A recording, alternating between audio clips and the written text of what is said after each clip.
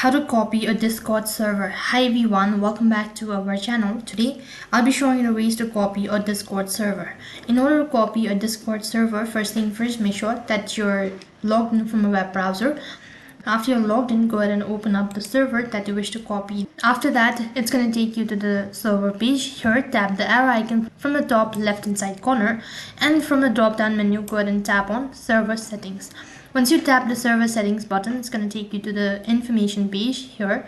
Once again, from the left hand side bar, click on server template. Once you do that, you'll be able to see all sort of template will copy and all that, and do's and don't, go through it all. And in order to copy the template, you'll need to give a title, so go ahead and type in anything and give a description as well, and then click the generate template button located right at the bottom, and here you can see this is the Discord server link. Go ahead and tap the copy button, and in this way you can copy your Discord server. That is all for this video. I hope the video was helpful. Make sure to like, share and subscribe to our channel. Thank you for watching. See you in the next video.